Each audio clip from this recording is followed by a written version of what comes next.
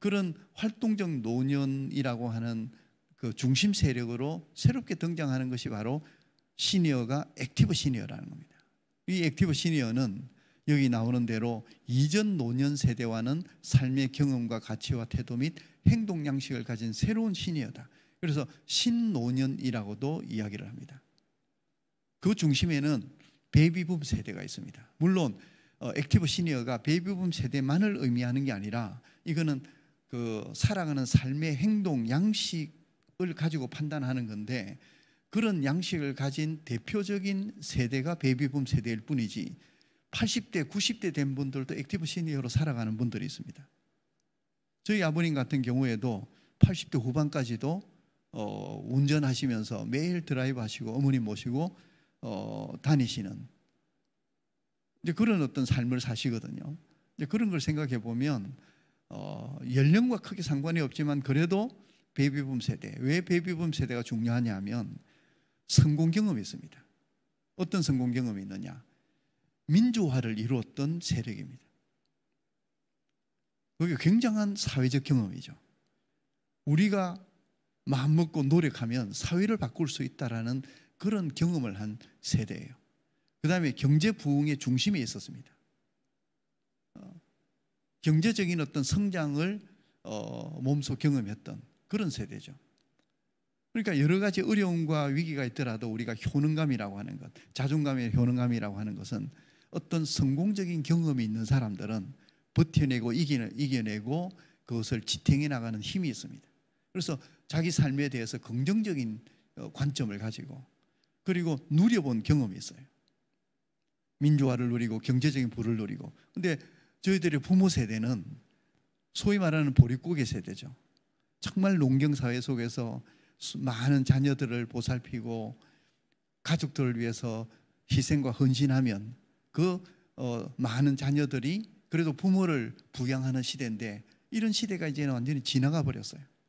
자녀들을 낳지도 않지만 지금은 뭐 한 명 낳아도 괜찮다 할 정도의 시대를 살고 있는 이 시점에서 보호를 받지 못하는 그런 시대이기 때문에 이 베이비붐 세대는 이제는 내 인생은 내가 책임져야 된다. 그리고 소비를 할 줄 아는 세대예요. 소비와 여가를 즐길 줄 아는 세대라는 것은 허비하는 세대라는 의미가 아니라 자기 삶을 추구하는, 자기 인생을 추구하는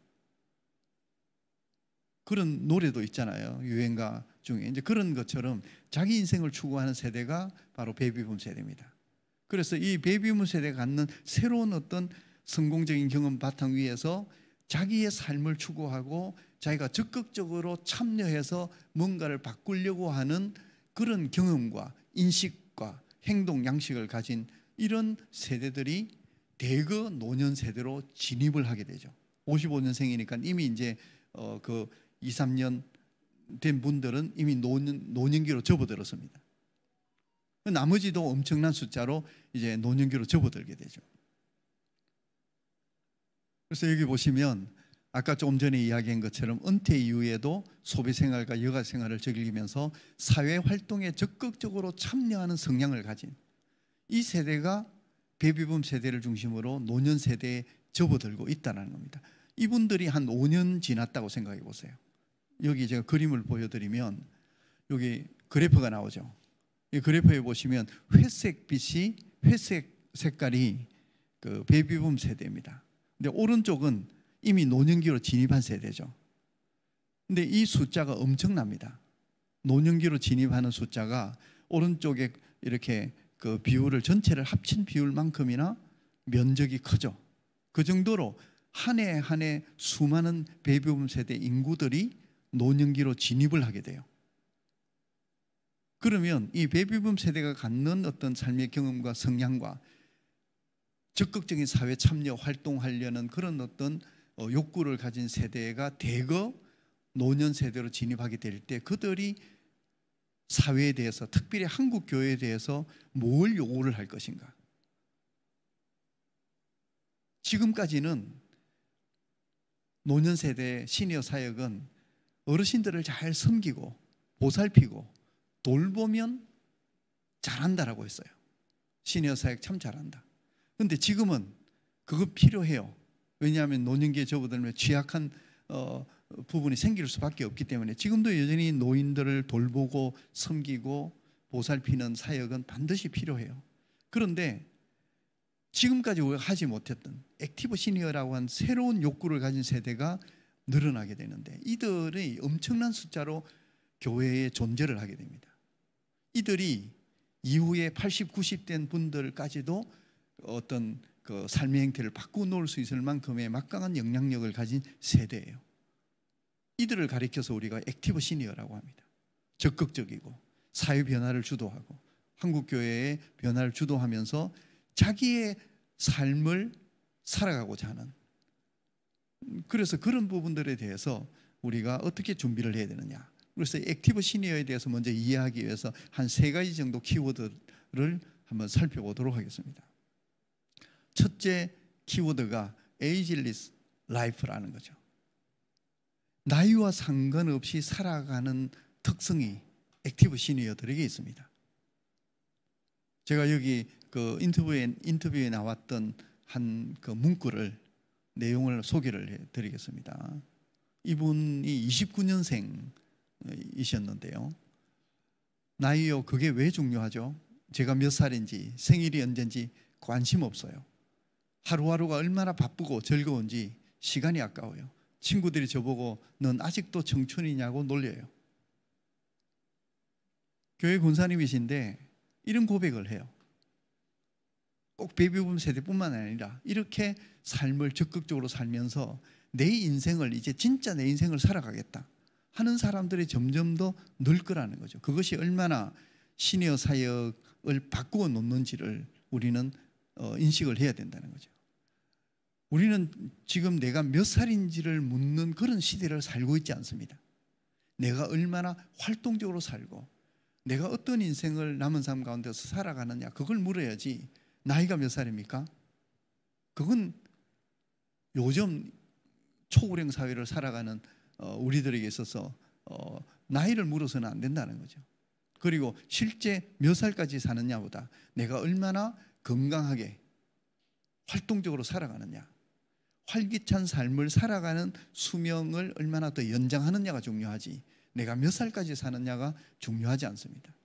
그런 점에서 내 나이는 내가 결정한다라고 하는 것은 내가 주관적으로 내 나이를 어떻게 인식하느냐, 나를 젊게 인식하고 얼마나 적극적이고 활동적으로 내 남은 인생을 살아가느냐 하는 것이 오늘날의 노화 트렌드고 그것이 액티브 시니어의 특징 중에 하나라는 겁니다.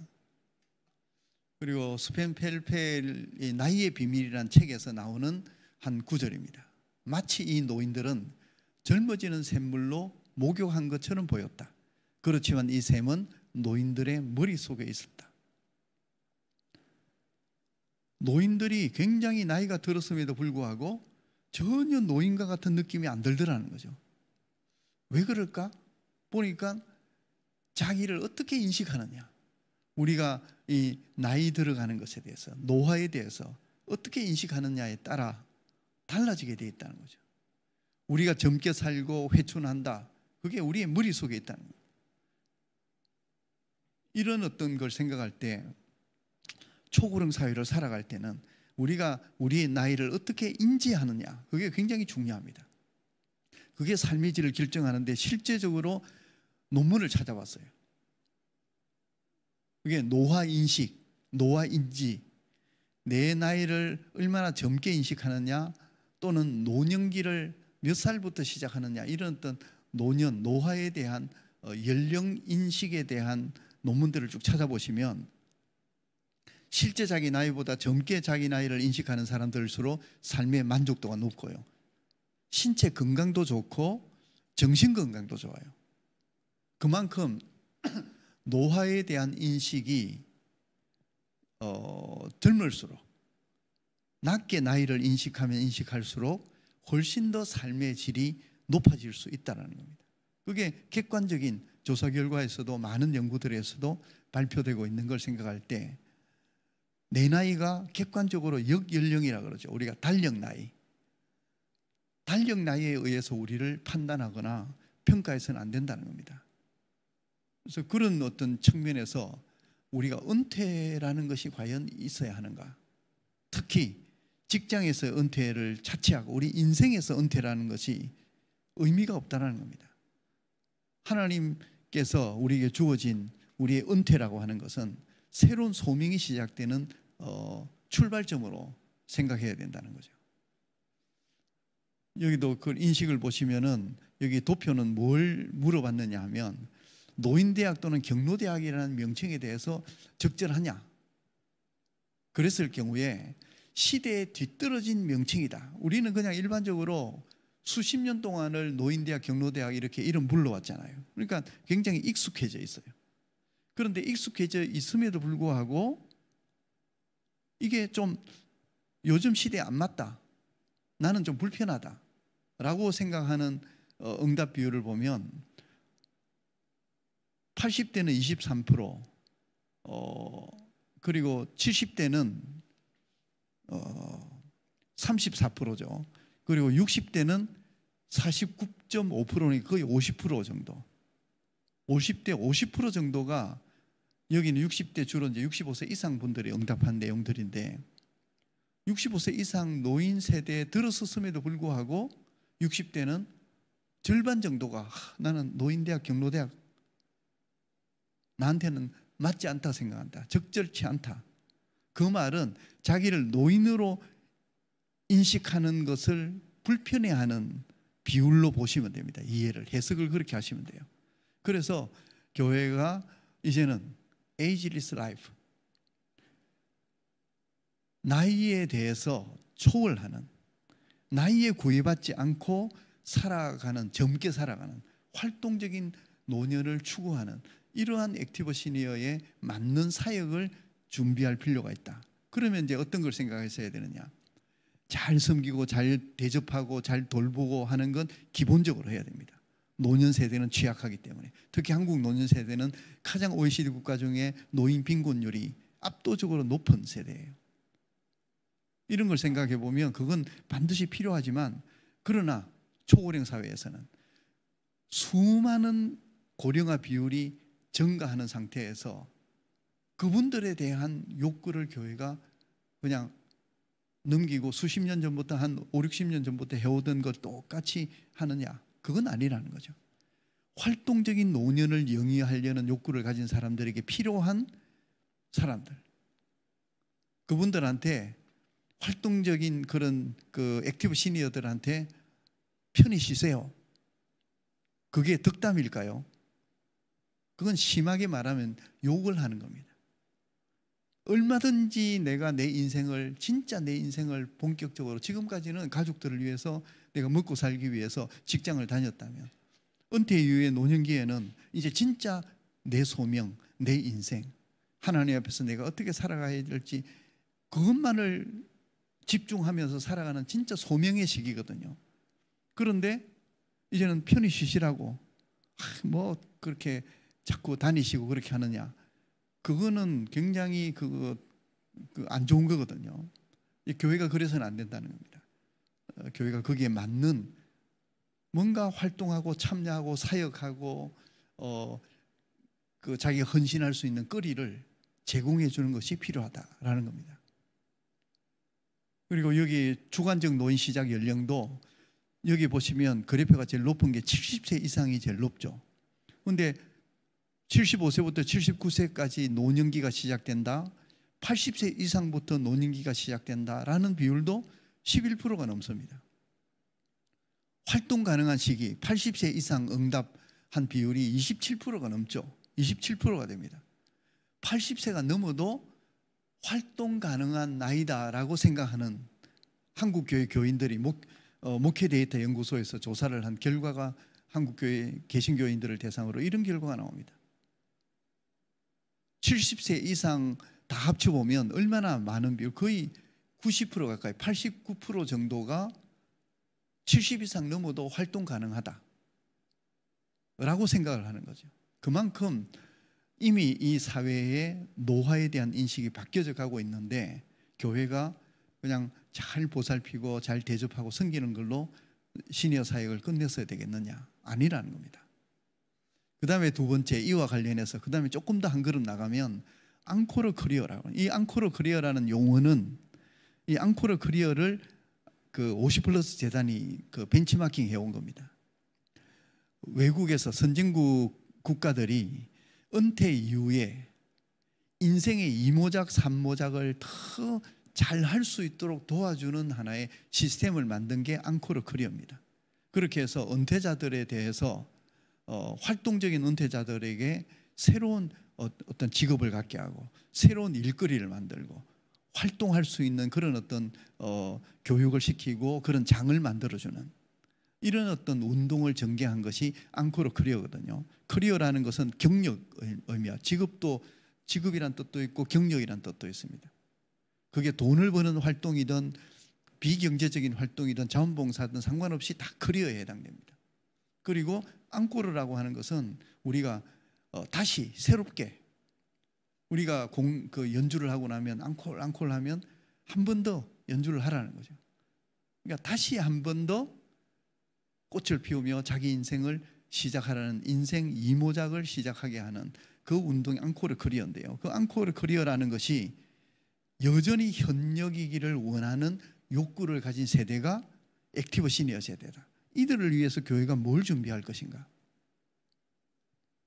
은퇴했다고. 교회도 70이면 모든 직분에서 은퇴하잖아요. 뭐 70 정도면 70 넘으면 이제 뭐 하시겠냐? 그냥 대접 받으시고 편히 쉬시면서 하나님 부르실 때까지 신앙생활 잘 하시면 되지 않느냐? 이제는 그런 시대가 아니라는 겁니다. 특별히 액티브 시니어라고 하는 특성을 가진 그런 교인들은 그러면 교회에 기대할 게 없다는 거죠. 교회가 그분들을 위한 사역을 일찍부터 준비했었어야 됩니다. 이러한 여전히 현역이기를 원하는 그런 액티브 시니어들에 대해서 교회가 어떻게 응답할 것인가? 그래서 여기 보시면 주관적 노인 시작 연령, 그러니까 노년기가 언제부터 시작되느냐라고 물었을 때 60대에서는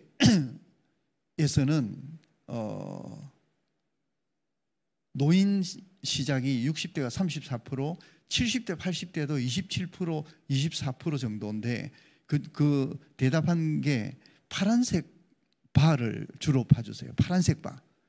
회색이나 이런 걸 빼놓고 파란색 바가 제일 중요한데요. 교회 사역의 동력으로 봐달라고 하는 이 욕구가 어느 정도 비율을 차지하는가? 전체적으로는 65세 이상 노인 개신교인들을 대상으로 그 조사를 한 결과를 보면 1900명이 넘는 대상자니까 꽤 신뢰성 있는 표본이죠. 보니까 전체적으로는 30% 정도가 자기 자신을 교회 사역의 동력으로 인정해 주기를 원하는 겁니다. 그중에 65세 이상 되시는 분들 60대는 34.7%. 그런데 70대, 80대도 교회 사역의 동력으로 인정해 주기를 원하는 비율이 이렇게 높다는 거죠. 27%가 넘고 24%가 넘습니다. 그러니까 이걸 숫자로 따지면 굉장히 많은 숫자가 교회 사역할 때 자기를 제쳐놓지 말고 소외시키지 말고 사역에 참여할 수 있게 해달라라는 욕구를 갖고 있다는 거죠.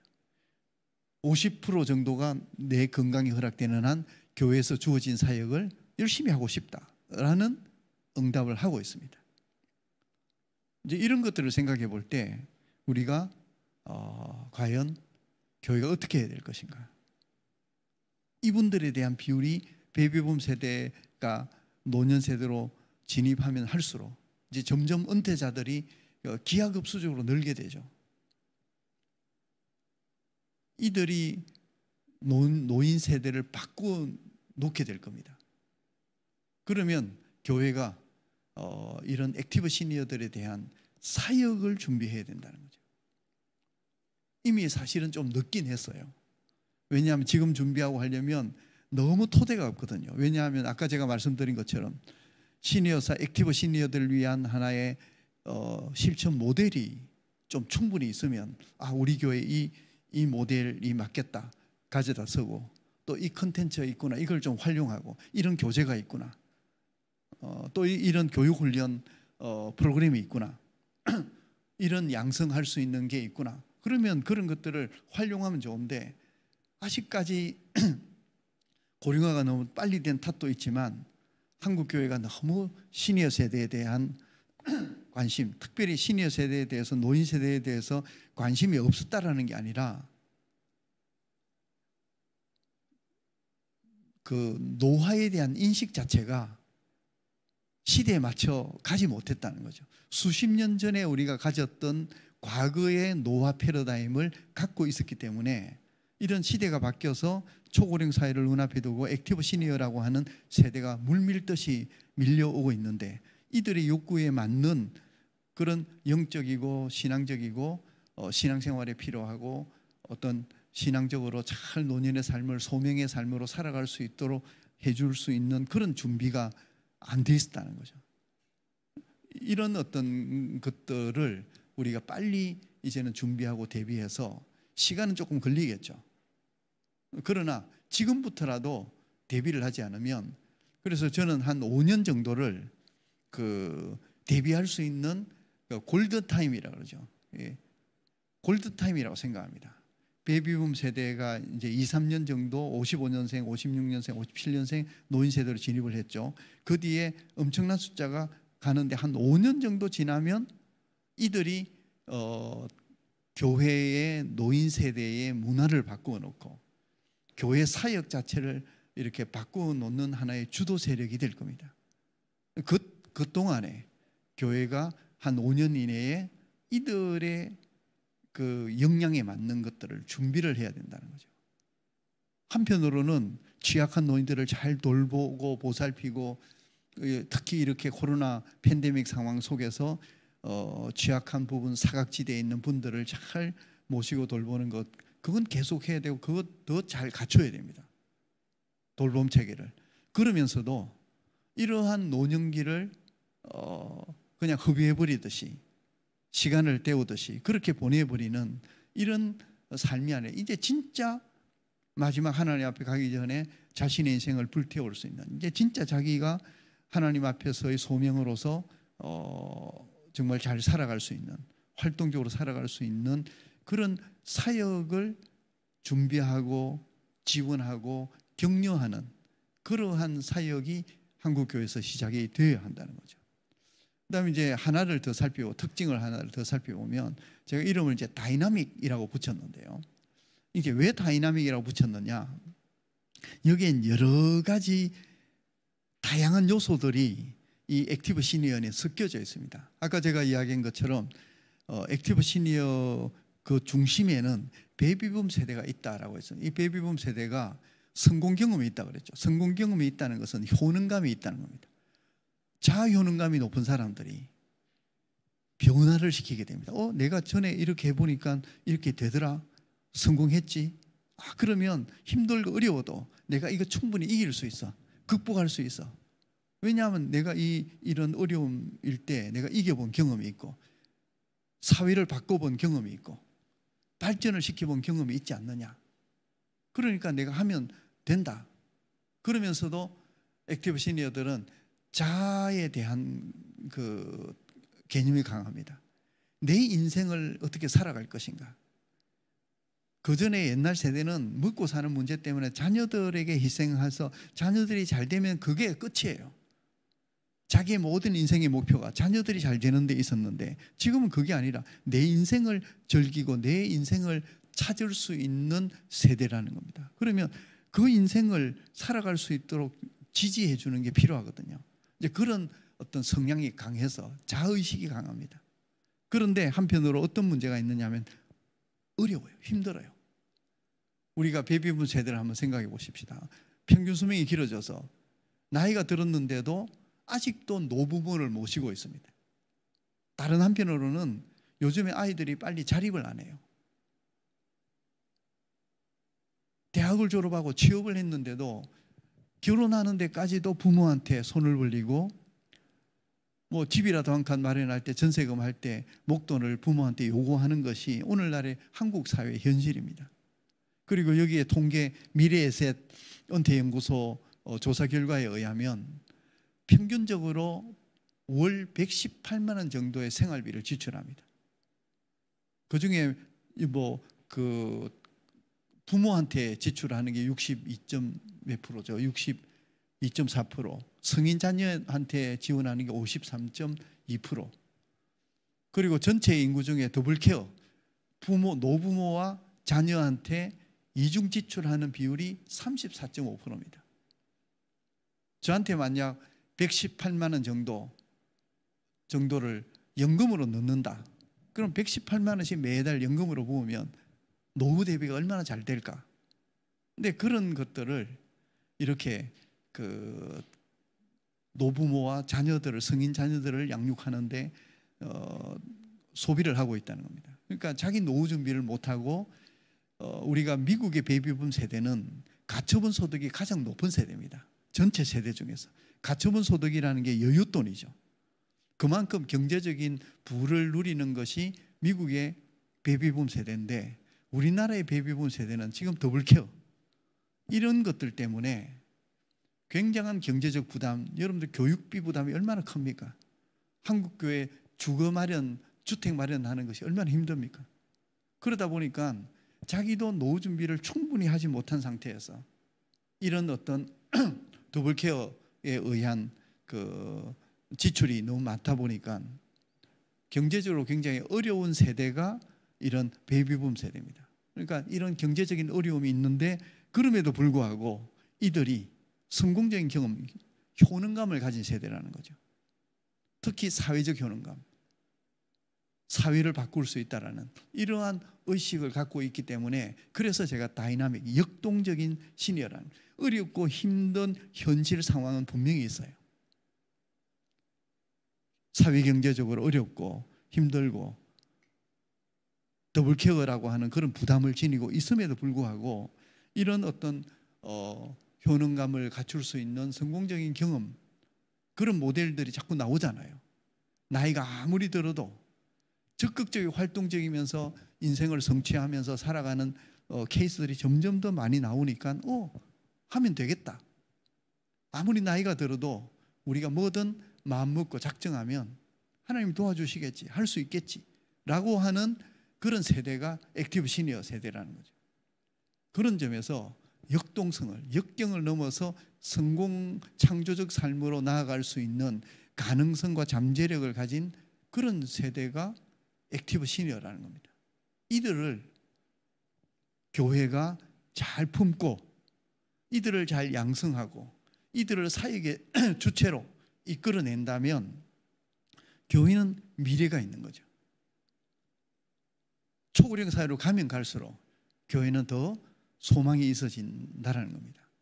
다음 세대에 의해서만 소망이 있어지는 게 아니라 이런 액티브 시니어가 많아지면 많아질수록 또 이들을 교회가 품고 이들을 그 사역의 중심으로 끌어들이면 끌어들일수록 교회가 더 비전이 있게 된다는 거죠.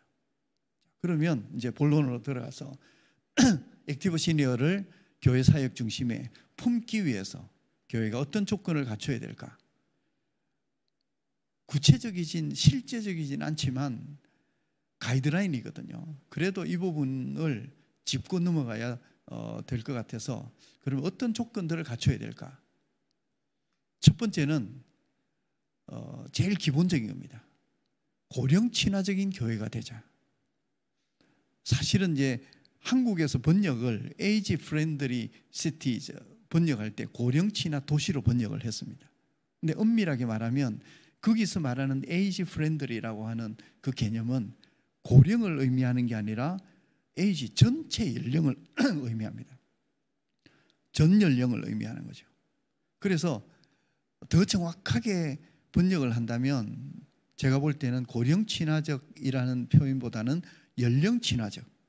그러니까 실제적으로 그거를 연령 친화 도시를 고령 친화 도시를 할 때도 연령과 상관없이 어떤 연령이든 그 지역 사회, 그 도시에서 살아가는데 소외되거나 배제됨이 없이 자신의 삶을 구현할 수 있는 그런 조건을 갖춘 사회가 고령 친화 사회가 되는 거죠.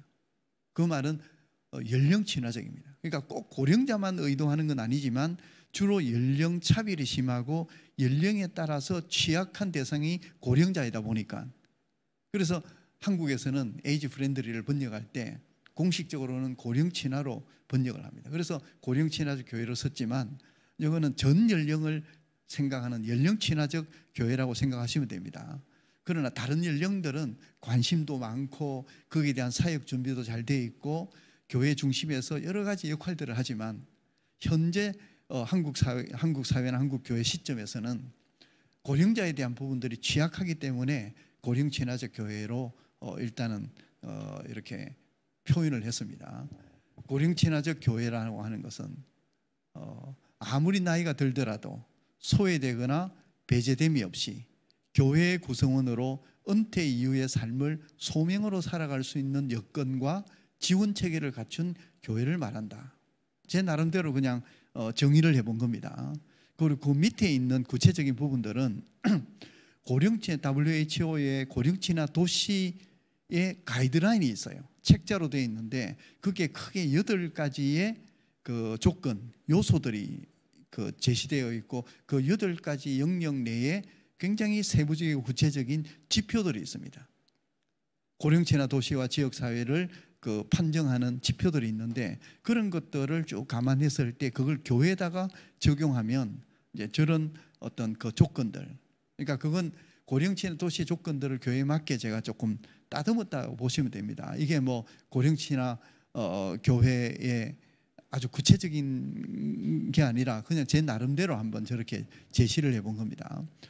고령친화적 교회가 되기 위해서는 고령자에 대한 이동권을 보장한다. 모든 연령층이 참여할 수 있는 교회의 공간을 제공한다. 시니어의 특성과 욕구에 최적화된 시니어 프로그램을 제공한다. 연령 차별을 방지할 수 있는 노인에 대한 긍정적 이미지 개선을 할 수 있도록 고령자를 대변하고 대표할 수 있는 조직 구성을 해야 한다. 소외 및 취약한 노년층에 대한 지원 체계가 마련되어야 한다. 세대 간의 상호작용을 이끌어낼 수 있는 연령 통합 프로그램을 개발하기 위해서, 이런 것들을 위해서 노력하는 것이 고령 친화적 교회다 또는 연령 친화적 교회다라고 제 나름대로 정리를 해보았습니다. 그래서 제일 기본적인 것은 교회가 이런 사역한다 저런 사역한다라는 걸 하기 전에 교회 특성 자체가, 속성 자체가 연령 친화적으로, 고령 친화적으로 되어질 필요가 있다는 거죠. 그 다음에 두 번째는 시니어를 교회의 핵심 사역자로 삼는 교회. 아까 제가 말씀드린 것처럼 액티브 시니어의 속성이 앙코르 크리어와 같은, 나는 여전히 현역으로 살고 싶다, 여전히 현역이고 싶다라는 욕구를 갖고 있습니다. 그리고 에이지리스 라이프를 추구하는 세대예요. 건강 수명이 있는 한은 어떤 일이든 활동하고 싶어 해요. 물론 100% 다 그런 성향을 가진 사람 아닐 수 있어요. 그러나 상당 부분은 그런 특성을 가지고 있기 때문에 그들을 그냥 은퇴했다고, 나이가 들었다고 뒷방 늙은이처럼 그냥 밀쳐둔다? 그분들이 어떻게 생각하겠어요? 교회로부터 여전히 내가 소외되구나, 내가 배제되었구나, 나는 쓸모가 없구나 하는 인식을 갖게 하는 거예요. 그것만으로도 사실은 교회가 하나님 앞에 잘못을 범하는 겁니다. 죄를 짓는 거죠. 그분들로 하여금 긍정적인 노화 인식을 갖게 하고, 아무리 나이가 들어도 어떤 일이든 자기 수준에 맞게 활동적으로 자기 인생을 하나님 위해서 살아갈 수 있는 그런 존재로 인정해 주는 것, 그게 굉장히 중요합니다. 그러려면 핵심 사역자로 삼아야 돼요. 그래야 교회가, 지금 젊은이들이 점점 줄어들잖아요. 교회 학교 없는 그 교회가 50%가 넘는다라고 그러죠. 그럴 때에 젊은이처럼 왕성하게 활동할 수 있는 액티브 시니어들이 교회 사역의 중심으로 들어온다면, 그들을 사역 중심으로 삼는다면 그 교회가 희망 있는 교회라고 합니다. 자, 여기에 이제 용어가 하나 나오는데요. 시니어 시프트라고 하는, 이 시니어 시프트라고 하는 용어는 일본에서 만들어진 신조어라고 하기에는 좀 오래됐죠. 한 20년 됐나요? 1990년대에 만들어진 걸로 아는데, 이제 일본이 고령화율이 제일 높잖아요. 그러다 보니까 시니어들에 대한 그 산업 구조가 많이 개편이 됩니다. 즉 고령층화 산업이 발전이 되죠. 그래서 일본에 가보신 분들은 백화점에 가보면 관심 없이 다니신 분들은 모르겠지만 관심 있게 보면 시니어들을 위한 백화점 코너가 있어요. 요즘에는 대형마트 가면 애견 코너가 있는 것처럼, 왜냐하면 애견 그 가구들이 굉장히 많거든요. 근데 시니어들이 소비의 주체로 떠오릅니다. 그래서 고령 인구들을 위한 산업이 막 발전을 하는 거죠. 그래서 거기 가면 고령자들을 위한 편의용품, 그 다음에 뭐 옷부터 여러 가지 어떤 그 제품들을 판매를 하고 있거든요. 그래서 여기 일본에서 만든 시니어 시프트는 기업에서 소비 주체가 이제는 시니어로 옮겨져 갈 거기 때문에 거기에 맞춰서 이런 시니어로 소비 주체가 옮겨가는 데 맞춰서 산업 구조를 바꾸고 기업의 소비 주체에 대한 고객 관리를 그렇게 해야 된다. 생산이나 이런 부분들을 신경을 써야 된다 라고 생각을 하고 거기에 맞춰서 기업들이 준비를 했거든요. 한국교회도 이미 시니어 시프트는 이루어지고 있어요. 그렇다면 이런 시니어 시프트라고 하는 대전환 중에서 액티브 시니어라고 하는 것이 그 중심에 있다라고 생각하고 거기에 초점을 두고 사역 준비를 할 필요가 있다라는 겁니다. 그리고 시니어를 교회의 핵심 사역자로 삼아야 될 근거가 목회 데이터 연구소의 조사 결과에 보면 여기 보시면 그 교회 소속감을 조사를 했습니다. 다른 것 제쳐두고 매우 강한 소속감을 갖고 있다라고 하는데 초점을 두고 한번 보세요. 다른 그 도표 통계 결과는 뭐 너무 많기 때문에 앞부분에 매우 강한 소속감을 갖고 있다. 전체가 34.2%인데 19세부터 29세까지 20대를 보니까 24.4%죠. 30대를 보니까 27% 넘고요. 40대를 보니까 29% 가다가 60대 이상 가니까 46%로 기하급수적으로 올라갑니다. 자, 이걸 생각하면 교회에 가장 강한 소속감을 가진 사람들이 헌신을 많이 한다는 거죠. 요즘 젊은 세대가 11조 많이 합니까? 별로 안 하거든요. 앞으로 한국 교회가 11조 하는 세대가 줄어들므로써 어려워진다라고 이야기하는 사람들도 있습니다. 그만큼 교회의 절대적인 소속감을 갖기가 쉽지 않다는 거죠. 그런데 시니어 세대는 60세 이상 시니어 세대는 이미 어떤 세대와 비교할 수 없을 만큼의 강한 소속감을 갖고 있다는 겁니다. 그렇다면 이분들이 교회 핵심 사역자로 잘 이끌어갈 때 얼마나 큰 헌신과 역할을 할 수 있는가 하는 것을 알 수 있다는 거죠.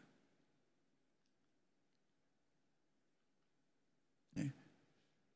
그 다음에 세 번째는 그러면 핵심 사역자로 가려면 어떤 식으로 핵심 사역자로 교회가 품을 것인가 했을 때 그 방법이 임파워링이라는 겁니다.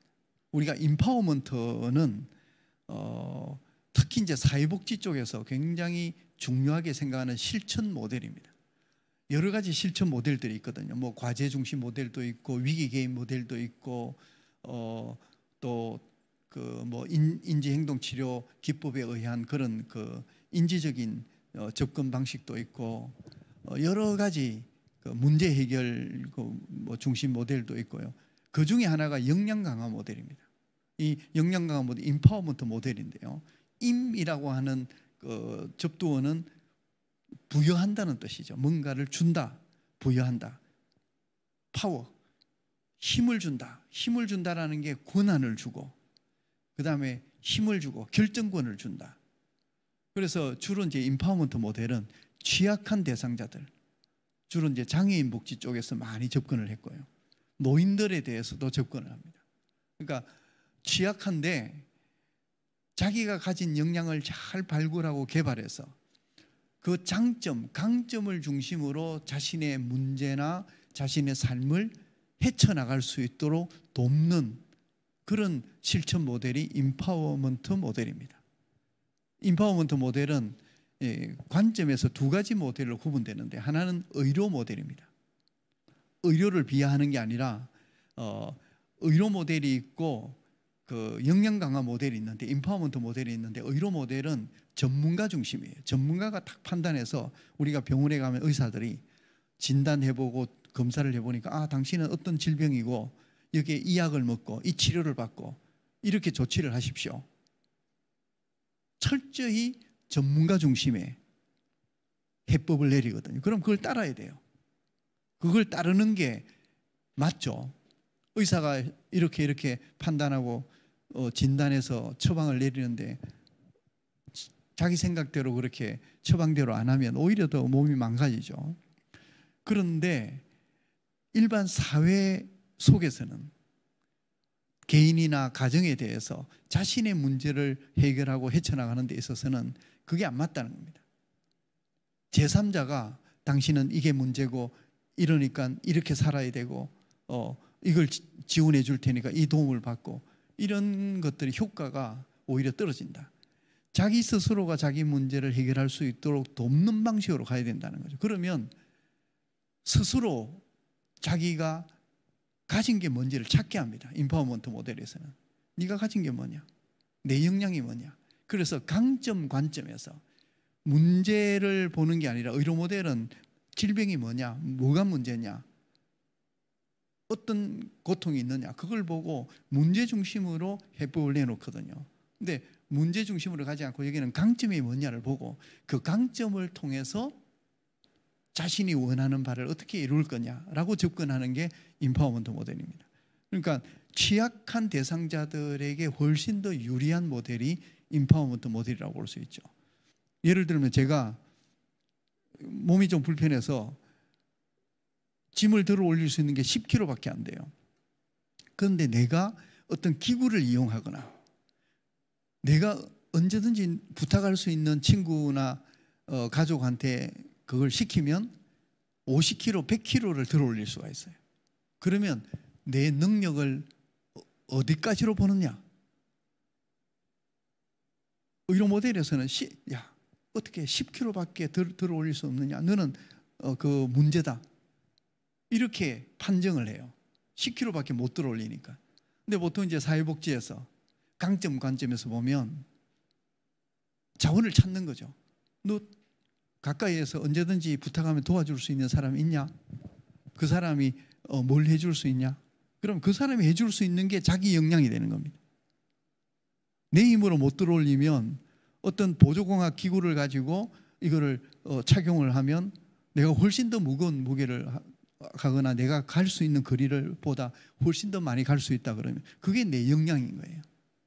훨씬 더 자신의 문제를 문제 중심으로 보지 않고 그 문제를 강점과 자원과 함께 전체 속에서 보는 거죠. 그래서 우리가 그 엘리사가 너 기름 집에 있는 게 뭐냐라고 했을 때 한 병 기름밖에 없습니다 라고 했을 때 한 병 기름밖에 없는 그게 하나의 역량으로 강점 자원으로 작용을 하는 거죠. 한 병 기름을 찾게 하는 그런 게 임파워먼트 모델입니다. 그래서 노년기가 되었다, 은퇴를 했다. 그분들한테 남아있는 게 뭔지를 교회가 찾게 하고 여전히 남아있는 건강과 인지능력과 경험과 경력과 인적 네트워크와 모든 것들을 찾게 해서 그걸 가지고 남은 삶에 어떻게 활동적인 노화를 이루면서 성공적으로 자기의 노년을 살아갈 것인지를 도와주는 것이 그게 이제 임파워링 하는 거거든요. 그러니까 교회가 그냥 다 해주지 않습니다. 예를 들면 그 몸이 불편한 장애인이 있다. 이제 보조를 도와줘요. 그러면 본인이 할 수 있는 걸 최대한 하게 합니다. 벽면에 봉을 달아가지고 봉을 짚고 화장실 가는 데까지 이동할 수 있도록 해서 본인 힘으로 짚고 당겨서 이동하면 화장실에 가면 거기에서 이제 샤워를 시켜주거나 변기에 앉혀드리거나 이렇게 하는 부분들은 봉사자가 할 수가 있죠. 가족이나. 그러니까 할 수 있는 게 뭔지를 다 찾아내고 본인이 주도적으로 그거를 결정하고 그걸 임의로 이게 필요하니까 이거 받으십시오라고 하는 게 아니라 본인이 무엇을 활용하고 무엇을 사용하고 어떤 도움을 받고 무엇을 활용할 것인지를 당사자가 결정하게 하는 겁니다. 그러니까 주체성을 잃어버리지 않고 그래야 자기 주도적으로 살아가거든요. 그래서 그 사역의 주체로 끌어들일 때도 교회가 이거 딱 몇 가지 정해놓고 여기에 들어오십시오. 이거 하십시오. 제가 볼 때는 노년기에 이런 게 꼭 필요하니까 그렇게 교회가 모든 걸 주도적으로 다 끌고 가는 게 아니라 액티브 시니어들은 자기 주도적으로 하는 성향이 있습니다. 그러니까 본인들이 무엇을 원하는지를 보고 그거를 뭔가를 자리를 만들어주고 사람들을 네트워킹 해주고 할 수 있는 것들에 대한 공간을 마련해주고 그게 약간의 예산이 필요하면 예산도 지원해주고 이런 식으로 역량 강화하는 쪽으로 이제 그런 쪽으로 가면 인파워링하는 방식이 교회가 모든 걸 주도하기보다 시니어들이 주도하는 걸 교회가 서포트하는 형식으로 하는 게 많습니다. 그러려면 이제 소그룹 형태로 많이 발전이 되겠죠. 하여튼 그런 시니어들을 잘 역량 강화하는 방식으로 사역자로 이끌어내는 것이 필요하다라는 겁니다. 여기도 보시면 고령자 프로그램이 있다면 시니어 프로그램이 있다면 참여할 의향이 있습니까? 근데 전체 보면 70%가 참여할 의향이 있다는 거죠. 이거는 이제 어떤 전제 조건이냐? 시니어들의 욕구에 맞는 프로그램이 있다면 그러면 70% 정도가 나는 교회 사역에 참여하겠다. 3분의 2가 교회 프로그램, 시니어 프로그램 참여할 의향이 있다는 것은 그들의 욕구에 맞는 걸 더 잘 마련을 한다면 훨씬 더 많은 사람들이 교회 사역에 참여하겠죠. 실제로 필라델피아에 있는 시니어들만 모이는 교회가 있습니다. 거기는 출발 자체가 시니어들을 위한 목적으로 설립된 교회죠. 그 교회가 그 책으로도 나왔는데요. 그 교회 경험을 거기에 보면 그 교회는 한 30, 40명, 40, 50명으로 시작되었다가 한 2, 3년 만에 300명 정도 되는 교회로 성장한 교회인데요. 이제 거기에는 그 조그만한 300명도 안 되는 교회가 소그룹이 50개가 넘습니다. 그 소그룹에는 그 여가를 즐기는 소그룹도 있고요. 골프를 치거나 크로켓을 하는 소그룹도 있고 성경 공부 큐티를 하는 그룹도 있고 기도 모임도 있고 찬양을 하는 모임도 있고 그 미술을 하는 모임도 있고 봉사 모임도 있고 온갖 종류의 시니어들이 원하는 건 다 만들 수가 있습니다. 교회는 거기에 교회의 공간을 제공하고 거기에 리더들을 양성시켜주고 필요하면 교회의 인적 물적 자원들을 활용할 수 있도록 해주는 그런 정도. 그러면 지역사회에서도 시니어들이 어떤 욕구를 갖고 있던 그 교회에 오면 50개가 넘는 소그룹이 있어요. 활동할 수 있는 사역 소그룹이 있으면 그 중에 한두 개는 아무리 특별한 욕구를 가졌더라도 어디에든 다 걸치거든요. 그래서 그 교회는 시니어들은 누구도 소외됨이 없이 적어도 자기가 원하는 소그룹에 한두 개 이상씩은 다 어떤 사람들은 요일별로 참여를 하기도 해요. 보통 주 1회 정도 모이기 때문에 활동적인 분들은 주 5회 5개 모임에 참여하는 사람도 생길 겁니다. 그런데 어쨌든 누구도 소외됨이 없이 자기가 원하는 그룹에 참여할 수 있다라면 그것만으로도 얼마든지 동력화가 되는 겁니다. 거기에서 교회가 조금 가이드라인을 주고 이런 사역을 해보면 어떻겠냐 제안을 하고 또 거기에 필요한 그런 자원들을 제공해주고 이런 것들이 그 인파워링하는 그런 역할이라고 볼 수 있습니다.